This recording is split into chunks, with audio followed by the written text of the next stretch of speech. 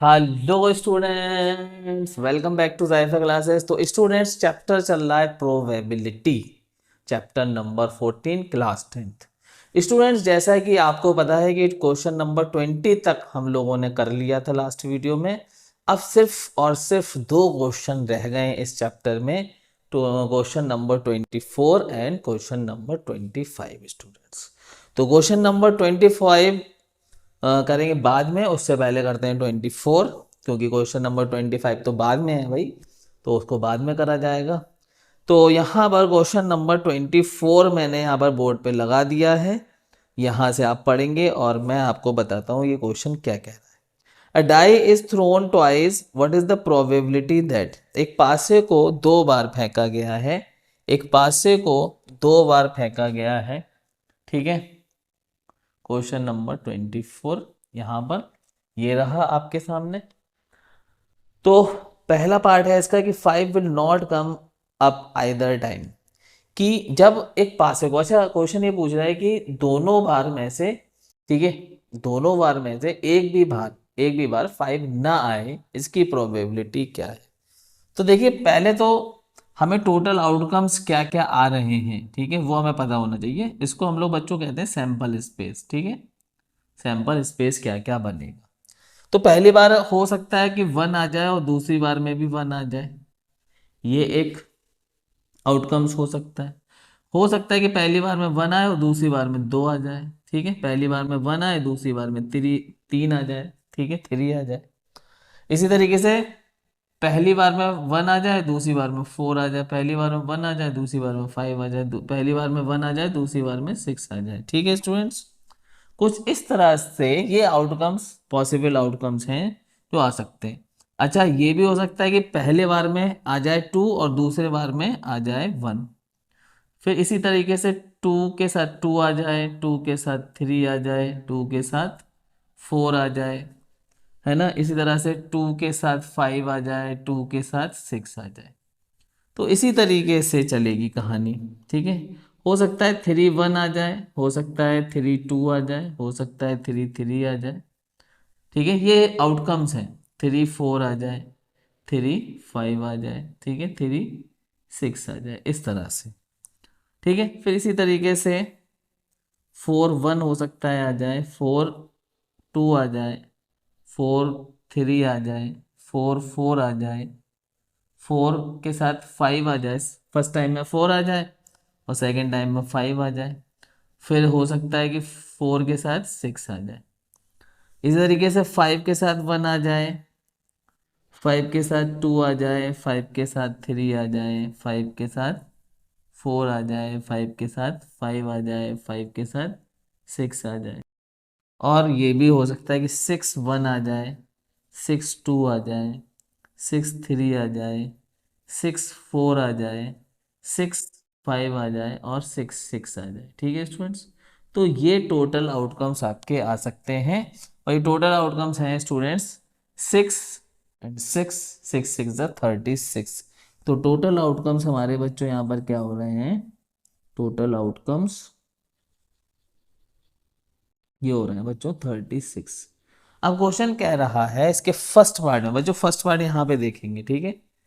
First part में कह रहा है कि 5 नॉट कम अप आइदर, ठीक है। क्या कह रहा है क्वेश्चन, क्वेश्चन कह रहा है 5 will not come up either time, ठीक है, अप आइदर टाइम, एक भी बार 5 ना आए, एक भी बार 5 ना आए। तो देखिए, इसमें तो एक एक बार 5 आ रहा है इस पूरी लाइन में, ठीक है। और देखिए इस 5 वाले में तो 5 आएगा ही आएगा, ठीक है, इस 5 वाले में तो 5 आएगा ही आएगा, ठीक है, एक बार तो आएगा ही, ठीक है। बहरहाल दो बार भी आ रहा है यहाँ पर। तो ये वाले आपके फेवरेबल आउटकम्स नहीं होंगे, क्योंकि इसमें तो 5 आ रहा है। तो ये फेवरेबल आउटकम्स नहीं है, तो इनको गिन लो, कितने नहीं है, 1 2 3 4 5 6 7 8 9 10 11। तो ये 11 आपके फेवरेबल आउटकम्स नहीं है, बाकी के आपके सारे फेवरेबल आउटकम्स हैं। तो कितने बचे, 36 में से ये 11 को माइनस कर दो, 36 है टोटल आउटकम्स, इसमें से ये 11 को माइनस कर दो, तो ये बचे बच्चों 25, ठीक है। तो ये जो 25 बचे ये आपके फेवरेबल आउटकम्स हो गए। ठीक है, तो पहले तो हम लोग फार्मूला लिखेंगे कि भाई किसी भी इवेंट की जो प्रोबेबिलिटी हम निकालते हैं उसका फार्मूला क्या है, टोटल नंबर ऑफ आउटकम्स, नीचे लिखेंगे टोटल नंबर ऑफ आउटकम्स, नीचे लिखेंगे, और favourable outcomes, number of favourable outcomes, favourable outcomes ये ऊपर लिखेंगे। ठीक है, इस सैम्पल स्पेस का एस यहाँ से हटा देते हैं, इसको यहाँ लिख लेते हैं। ठीक है, ये हो गया। और ये बोर्ड जो है बड़ी जल्दी जो है इस पे अगर हाथ से कर दो रफ तो बड़ा ब्लैक ब्लैक हो जाता है, ये हटा दो इसको। चलिए, तो ये हो गया हमारा फार्मूला। अब क्वेश्चन ने हमसे पूछा कि प्रोबेबिलिटी निकालनी है आपको, क्या प्रोबेबिलिटी निकालनी है, 5 not come up either time. ठीक है, 5 will not come up either time, एक भी बार 5 ना है, इसकी प्रोबेबिलिटी क्या। तो ये जो आपके 25 यानी 25 आउटकम्स जो बच रहे हैं इसमें एक भी बार 5 नहीं है, तो हमारे टोटल आउटकम्स कितने थे, 36 स्टूडेंट्स, और फेवरेबल कितने बन रहे, 25, जैसे कि मैंने आपको बताया। ठीक है, ये टोटल आउटकम्स भी लिख दिए। तो ये हमारा इसका फर्स्ट पार्ट का सॉल्यूशन होगा 25/36, 5 will not come up either time. अच्छा, नेक्स्ट में बच्चों पूछा है 5 will come up at least one, कम से कम एक बार 5 आए। ठीक है, नेक्स्ट क्या है probability, 5 will come, 5 will come at least one time, at least one, कम से कम एक बार 5 आए, इसकी क्या प्रोबेबिलिटी बनेगी बच्चों। ठीक है, एटलीस्ट एटलीस्ट वंस, ठीक है, वंस। ठीक है, एटलीस्ट वंस, टाइम लिख दो, कोई दिक्कत नहीं है उसमें। तो बच्चों देखिए यहाँ पर आ रहा है 5, यहाँ आ रहा है, ये मतलब 11 जो थे आपके जिसको हम पहले काउंट कर चुके हैं, इसमें कम से कम एक बार 5 तो आ ही रहा है। ठीक है, और यहाँ वाले केस में तो दोनों बार 5 आ रहा है। ठीक है, तो टोटल आउटकम्स आपके हो गए 11। ठीक है, 11/36। तो ये सिंपल सा क्वेश्चन नंबर 24 था। ठीक है, नोट डाउन कर लीजिए यहाँ पर क्वेश्चन नंबर 24 को। फिर चलते हैं अपने लास्ट क्वेश्चन पे, क्वेश्चन नंबर 25 पे। रफ कर दिया जाए इसे, बोलो। चलो इसको करते हैं रफ और करते हैं क्वेश्चन नंबर 25। ये वीडियो छोटी रहने वाली है क्योंकि दो ही क्वेश्चन है। नेक्स्ट हम लोग करेंगे सर्किल, चैप्टर जो सर्किल है आपका उसको करेंगे, ताकि जितना भी हो जाए वह एग्जाम तक उतना तो हो ही जाएगा। तो उसके बाद देखते हैं क्या करना है। तो क्वेश्चन नंबर 25 बच्चों, क्वेश्चन नंबर 25 ये रहा बोर्ड पर आपके सामने। ठीक है, तो क्वेश्चन नंबर 25 पढ़ते हैं क्या है। Which of the following arguments are correct and which are not correct, give reason for your answer. तो यहाँ पर हमें ये बताना है कि भाई ये करेक्ट है या इनकरेक्ट है। If two coins are tossed simultaneously there are 3 possible outcomes, two heads. वो ये कह रहे हैं कि अगर दो कॉइन को एक साथ, क्या कहा गया है कि अगर दो कॉइन को एक साथ टॉस किया जाए तो सिर्फ 3 जो है आउटकम्स आ सकते हैं।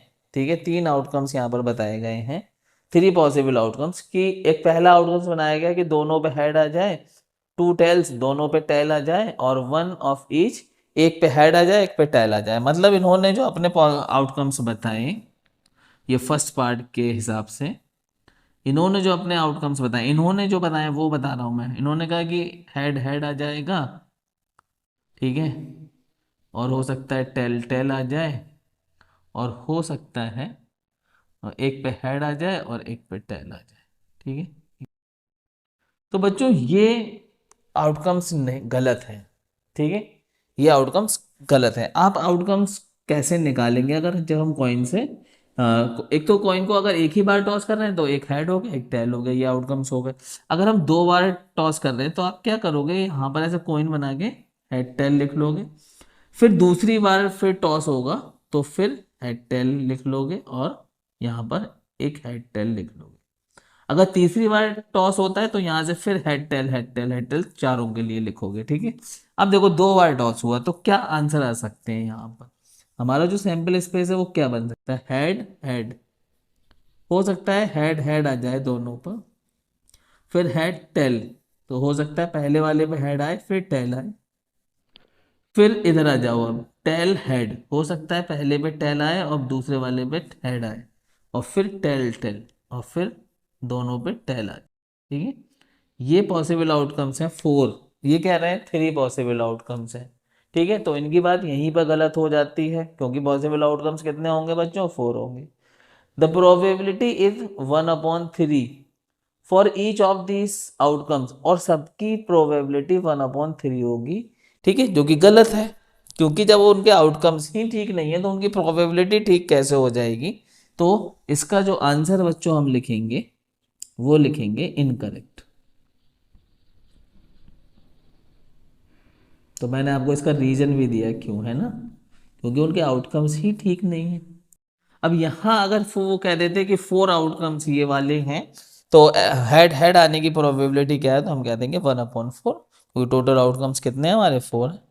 वो कहते हैं हेड आए पहले पे और टेल आए, ठीक है, तो हेड टेल आने की प्रोबेबिलिटी क्या है, 1/4, पहले पे टेल आए दूसरे पे हेड आए, इसकी प्रोबेबिलिटी 1/4, टेल टेल आ जाए इसकी प्रोबेबिलिटी 1/4 होती, अगर वो ऐसा कहते, ठीक है। लेकिन उन्होंने ऐसा नहीं कहा, उन्होंने तो अपना ये दिया कि ये आउटकम्स हैं और ये गलत हो गए, क्योंकि ये टोटल आउटकम्स नहीं है, टोटल आउटकम्स ये, ठीक है। तो इसीलिए हमने इसको लिख दिया इनकरेक्ट। अब चलते हैं बच्चों सेकंड पार्ट पे इसके। अब कहना कि if a die is throw there are 2 possible outcomes, an odd number और an even number, therefore the probability of getting an odd number is 1/2।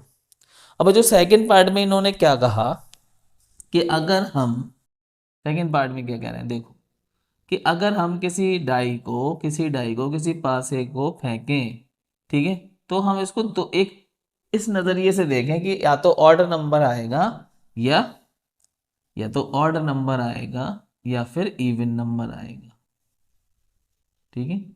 ये 2 पॉसिबिलिटीज हैं, तो ये बिल्कुल सही है। जब हम पांचों को फेंकेंगे 1 3 5, ये ऑड नंबर वाली सीरीज आ सकती है, या फिर 2 4 6, या ये इवन नंबर वाली सीरीज आ सकती है, ठीक है।